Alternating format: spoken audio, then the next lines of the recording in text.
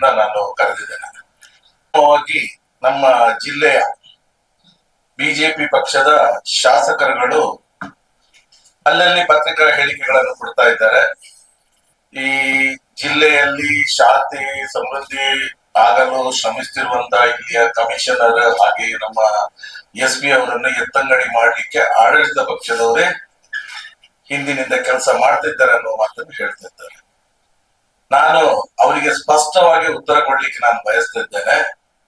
ಯಾವಾಗ ಈ ಜಿಲ್ಲೆ ಶಾಂತಿಯಿಂದ ದೂರ ಹೋಗಿ ಅಶಾಂತಿಯಲ್ಲಿ ತಾಂಡವ ಆಡ್ತಿರುವಂತಹ ಸಮಯದಲ್ಲಿ, ಜನಗಳು ನೆಮ್ಮದಿಯಿಂದ ವಾಸಿಸ್ಲಿಕ್ಕೆ ಕಷ್ಟ ಇದ್ದ ಸಮಯದಲ್ಲಿ ಇಲ್ಲಿಗೆ ಒಳ್ಳೆ 2 ದಕ್ಷ ಆಫೀಸರ್ಗಳನ್ನು ಕಳಿಸಿದ್ದು ನಮ್ಮ ಕಾಂಗ್ರೆಸ್ ನೇತೃತ್ವದ ಸರ್ಕಾರ.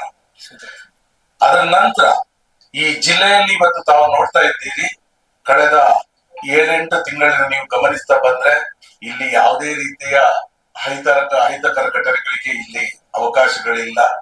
ಈ ಹಿಂದೆ ನಡೆಯುತ್ತಿದ್ದಂತಹ ಬೇರೆ ಬೇರೆ ರೀತಿಯ ಅನೈತಿಕ ಚಟುವಟಿಕೆಗಳಾಗಿರ್ಬೋದು ಅಥವಾ ಜೂಜುಗಳಾಗಿರ್ಬೋದು ಅಥವಾ ಡ್ರಗ್ ಮಾಫಿಯಾ ಇರ್ಬೋದು, ಇದಕ್ಕೆಲ್ಲ ಕಡಿವಾಣ ಹಾಕಿ ಇವತ್ತು ಜನರಿಗೆ ಒಂದು ಧೈರ್ಯ ಬಂದಿದೆ. ಇಲ್ಲಿ ನಾವು ನಮ್ಮ ಜಿಲ್ಲೆ ಎಲ್ಲ ಬೇರೆ ಇದ್ರಾಗಿ ಈಗ ನಾವು ಕೂಡ ಧೈರ್ಯದಿಂದ ಇರ್ಬೋದು, ಇಲ್ಲಿ ಏನನ್ನಾದ್ರೂ ಮಾಡ್ಬೋದು, ಸಾಧಿಸಬಹುದು ಎನ್ನುವಂತ ಒಂದು ಆತ್ಮವಿಶ್ವಾಸ ಇವತ್ತು ಜನರಲ್ಲಿ ಬಂದಿದೆ. ವಿಶೇಷವಾಗಿ ಇವತ್ತು ನಾವು ಮಕ್ಕಳ ಪೋಷಕರಲ್ಲಿ, ವಿದ್ಯಾರ್ಥಿಗಳ ಪೋಷಕರಲ್ಲಿ ಅವರಿಗೆ ಒಂದು ತರಹದ ಭಯದ ವಾತಾವರಣ ಇತ್ತು. ಶಾಲೆಗೆ ಕಳಿಸಿದ್ರೆ ಇವತ್ತು ಶಾಲಾ ಕಾಲೇಜುಗಳಲ್ಲಿ ಈ ಡ್ರಗ್ಸ್ ನ ದಂಧೆ ಯಾವ ರೀತಿಯಲ್ಲಿತ್ತು, ಬಹುಶಃ ಇದಕ್ಕೆ ಬಹಳಷ್ಟು 90% ಕಡಿವಾಣಗಳು ಬಿದ್ದದ್ದು ಕೂಡ ಅಷ್ಟೇ ಸತ್ಯ. ಇವತ್ತು ಅವರು ನೆಮ್ಮದಿಯಿಂದ ಇದ್ದಾರೆ. ಒಂದು ಕಡೆಯಿಂದ ಇನ್ವೆಸ್ಟರ್ಸ್ ಕೂಡ ಇಲ್ಲಿಗೆ ಆಕರ್ಷಿತರಾಗಿದ್ದಾರೆ. ಇಂಥ ಸಮಯದಲ್ಲಿ ನಮ್ಮ ಮಾನ್ಯ ಶ್ರೀಮಾನ್ ಸಿದ್ದರಾಮಯ್ಯನವರ ನೇತೃತ್ವದ ಕಾಂಗ್ರೆಸ್ ಸರ್ಕಾರ ಇಲ್ಲಿಗೆ ಕಳಿಸಿಕೊಟ್ಟಂತ 2 ದಕ್ಷ ಅಧಿಕಾರಿಗಳು, ಜಿಲ್ಲಾಧಿಕಾರಿಗಳು ಎಲ್ಲರೂ ಸೇರಿ ಒಟ್ಟಿಗೆ ಕೆಲಸ ಮಾಡ್ತಿದ್ದೆಲ್ಲ ಸಾಧ್ಯ ಆಗಿದೆ. ಆದ್ರಿಂದ ಇವರನ್ನು ಇಲ್ಲಿಂದ ಈ ಕೂಡಲೇ ಎತ್ತಂಗಡಿ ಮಾಡುವಂತ ಯಾವ ಇದು ಕೂಡ ಕಾಂಗ್ರೆಸ್ ನೇತೃತ್ವದ ಸರ್ಕಾರಕ್ಕಿಲ್ಲ ಅಂತ ನಾನು ಹೇಳಲಿಕ್ಕೆ ಇಚ್ಛಿಸಿದ್ದೇನೆ. ನಾವು ಕೂಡ ನಮ್ಮ ನಾಯಕರುಗಳಲ್ಲಿ ಮಾತಾಡಿದ್ದೇವೆ. ಮೊನ್ನೆ ತಾನೇ ನಮ್ಮ ಮುಖ್ಯಮಂತ್ರಿಗಳು ಬಂದಿದ್ರು, ಉಪಮುಖ್ಯಮಂತ್ರಿಗಳು ಬಂದಿದ್ರು.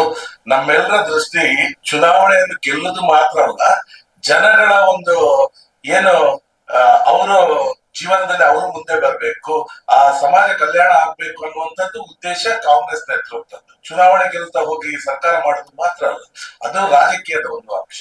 ಇದಕ್ಕೆ ಕಾಂಗ್ರೆಸ್ ಪಕ್ಷ ಈ ಹಿಂದಿನಿಂದಲೂ ಜನಗಳ ಒಟ್ಟಿಗಿದ್ದು ಜನಗಳ ಅಭಿವೃದ್ಧಿಯನ್ನು ಬಯಸುವಂತ ಒಂದು ಪಕ್ಷ.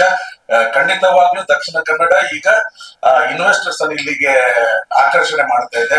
ಇಂತಹ ಸಮಯದಲ್ಲಿ ಜನಗಳು ಭಯಭೀತಿಯಿಂದ ಇವತ್ತು ಇಲ್ಲಿ ಬದುಕಲಿಕ್ಕೆ ಒಂದು ನೆಮ್ಮದಿಯ ನಿಟ್ಟಿಸುವುದರಿಂದ ಬದುಕ್ತಿದ್ದಾರೆ. ಆ ದೃಷ್ಟಿಯಿಂದ ಇಲ್ಲಿಂದ ಕಮಿಷನರ್ ಆಗ್ಲಿ, SP ಇದಾಗ್ಲಿ ಯಾರು ಕೂಡ ಇಲ್ಲಿಂದ ವರ್ಗಾವಣೆ ಮಾಡಲು ನಾವು ಮಾಡುವಂತ ಪ್ರಮೇಯವೇ ಇಲ್ಲಿ ಇಲ್ಲ ಅಂತ ಹೇಳ್ತೇನೆ. ಇದರಿಂದ ನೀವು ಜನಗಳನ್ನು ನೀವು ಯಾವ ರೀತಿಯಿಂದ ತಪ್ಪು ದಾರಿಗೆ ಎಳಿತಾ ಇದ್ದೀರಿ ಅಂತ ಹೇಳಿ